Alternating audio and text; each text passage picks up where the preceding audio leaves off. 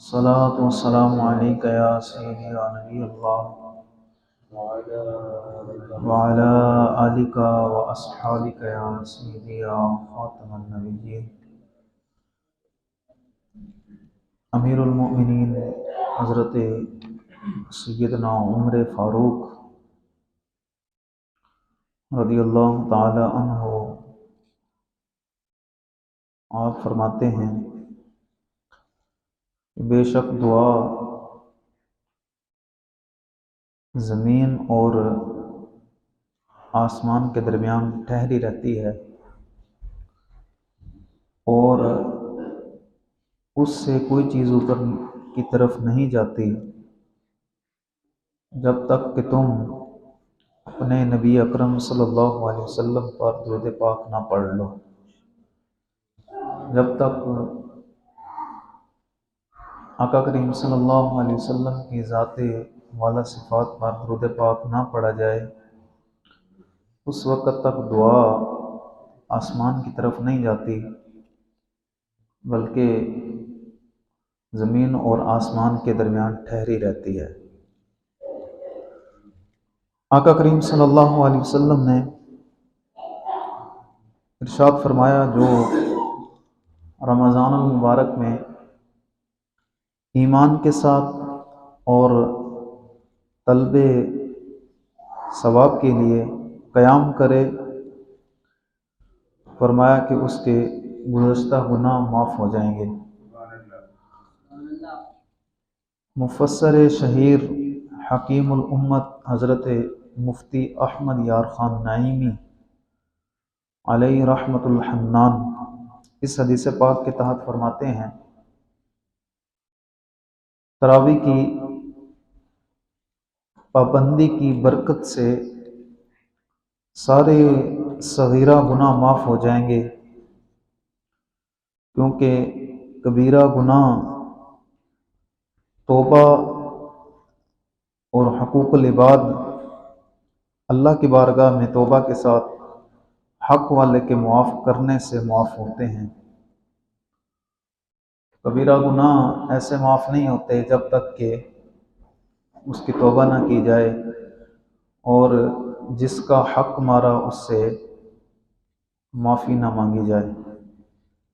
آقا کریم صلی اللہ علیہ وسلم نے ارشاد فرمایا بے شک اللہ تبارک و تعالی نے رمضان المبارک کے روزے تم پر فرض کیے اور میں تمہارے لیے رمضان المبارک میں قیام کو سنت قرار دیا ہے، لہٰذا جو شخص رمضان المبارک میں روزے رکھے اور ایمان کے ساتھ اور حصول ثواب کی نیت سے قیام کرے یعنی تراویح پڑھے، وہ شخص اپنے گناہوں سے ایسے نکل جائے گا جیسے ولادت کے دن اس کی ماں نے اس کو جنا ہو۔ مطلب یہ ہے کہ جو رمضان المبارک میں ثواب کی نیت سے روزے رکھتا ہے اور قیام کرتا ہے، تراویح پڑھتا ہے،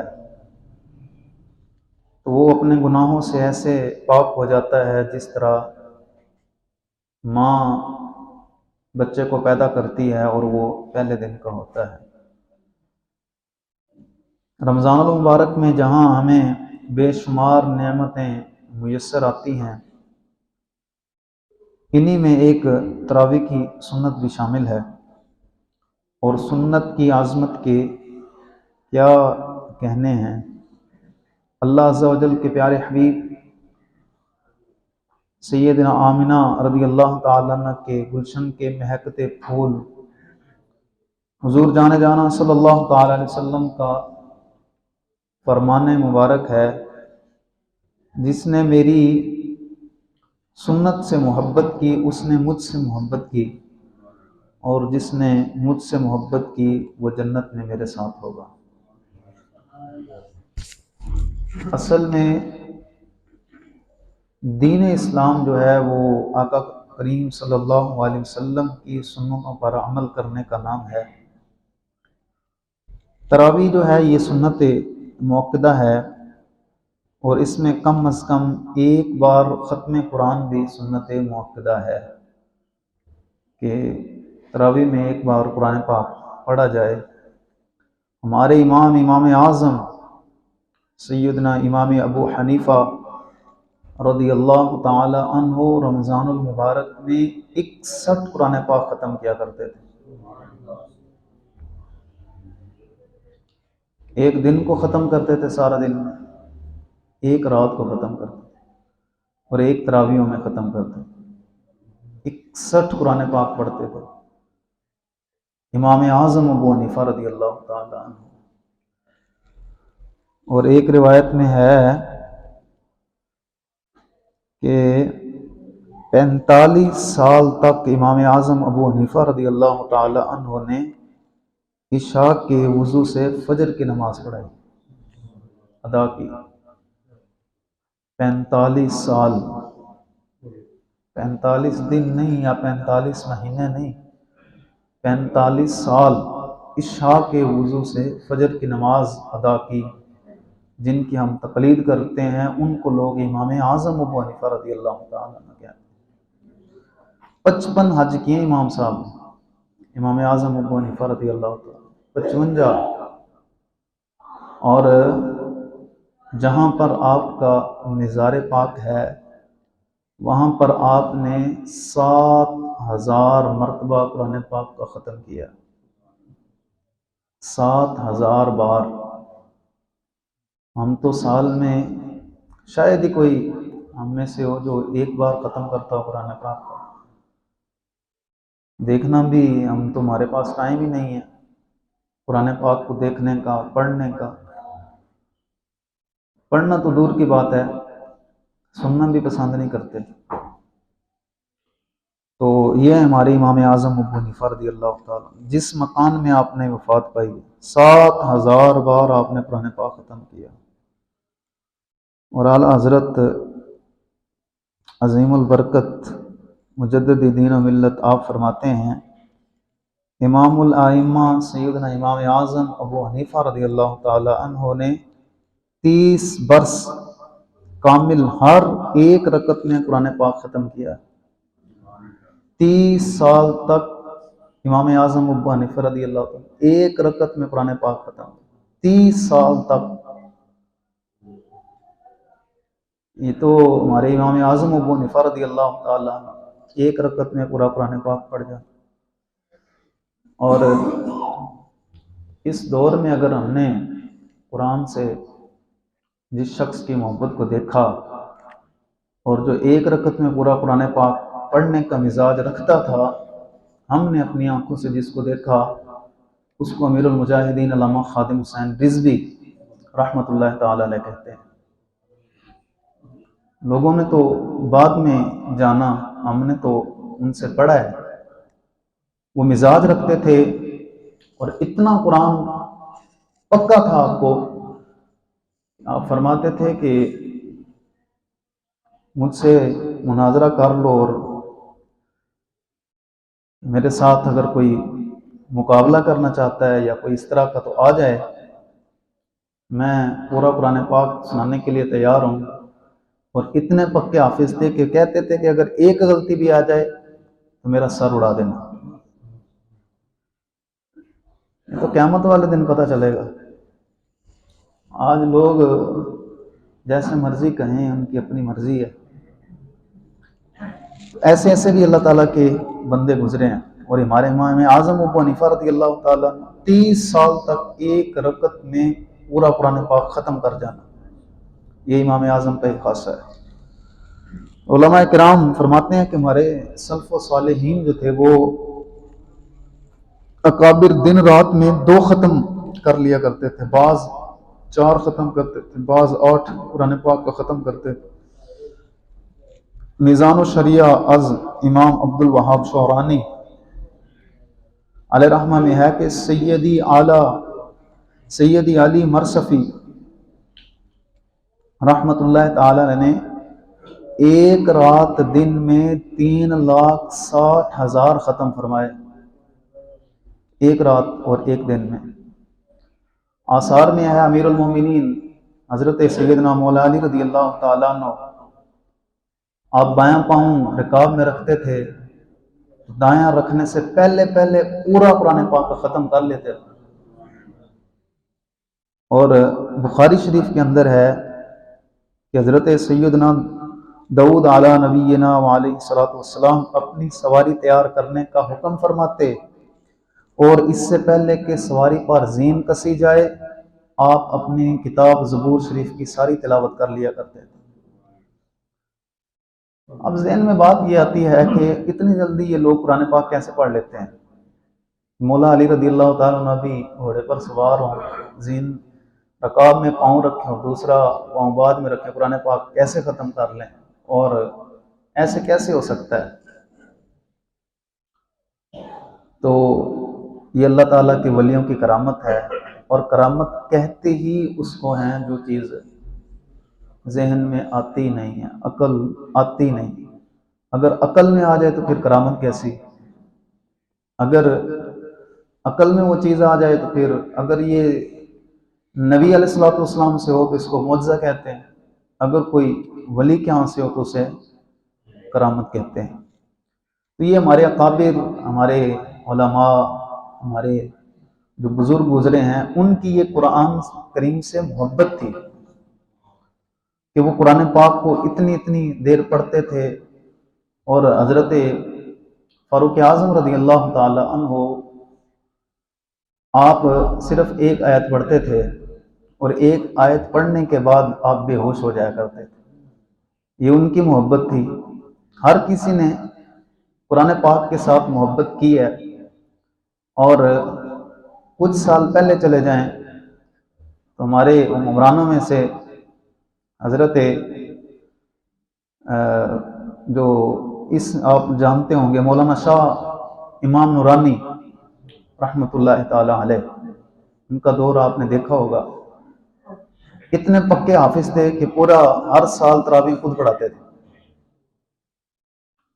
اور ہمارے اس سے پیچھے چلے جائیں 1000 سال پہلے تو حضرت سلطان محمود غزنوی رحمۃ اللہ تعالی علیہ، کسی نے پوچھا کہ آپ کی بخشش کیسے ہوئی؟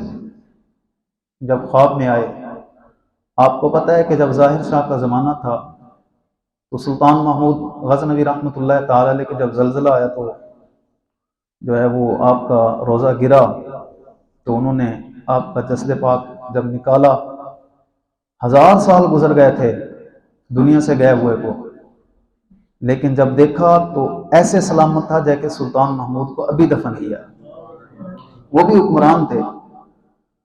تو کسی کے خواب میں آیا، کسی نے پوچھا حضرت اللہ تعالیٰ نے آپ کو کیسے بخش دیا؟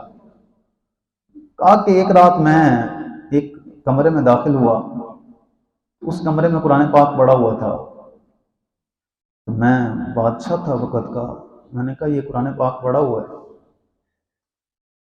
تو میں نے ارادہ یہ کیا کہ قرآن پاک کو جہاں میں لیٹوں گا وہاں قرآن پاک کو نہیں رکھوں گا، ادب کا تقاضا ہی ہے، تو میں قرآن پاک کو اٹھا کے کسی دوسرے کمرے میں رکھواتا ہوں۔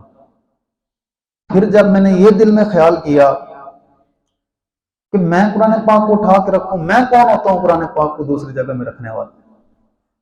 کہا تو بادشاہ ہے تو اپنی جگہ پر ہے، یہ تو اللہ کی کتاب ہے، کیوں اس کو جو ہے وہ دوسرے کمرے میں جا کے رکھوا رہا ہے؟ تو خود دوسرے کمرے میں کیوں نہیں چلا جاتا؟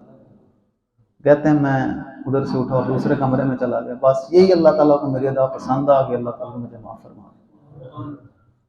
تو یہ قرآن سے محبت تھی ہمارے اکابرین، اور جو وقت کے بادشاہ گزرے ہیں ان کی۔ آج کے بادشاہوں کو سورہ اخلاص بھی پڑھنی نہیں آتی، باقی تو دور کی بات ہے۔ بہرحال کل قیامت کا دن ہوگا، تو آج ہم اس حالت میں ہیں کہ قرآن پاک کی تلاوت کرنا تو دور کی بات ہے، ہم قرآن سننا بھی نہیں چاہتے۔ نوجوان ساری رات گلیوں میں کھیلنا پسند تو کرتے ہیں، لیکن تراویح کے وقت پیچھے کھڑے ہو کے 1 گھنٹے میں قرآن پاک نہیں سن سکتے۔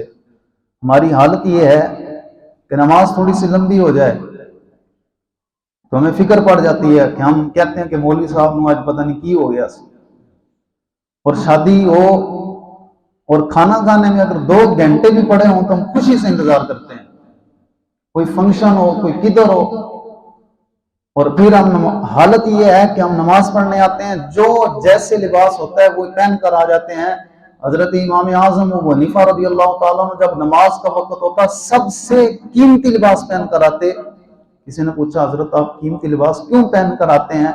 کہا جب لوگ دنیا داروں سے ملتے ہیں، کسی ٹکے کے لوگ نہیں ہوتے، ان سے جا کے ملتے ہیں اور اپنا لباس بڑا خوشبودار اعلیٰ پہن کے آتے ہیں، میں تو اپنے رب سے ملنے کے لیے جا رہا ہوں.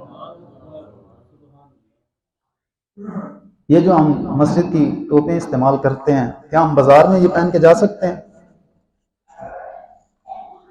کیوں؟ لوگ دیکھیں گے جناب مسجد کی کیا پہنی ہے.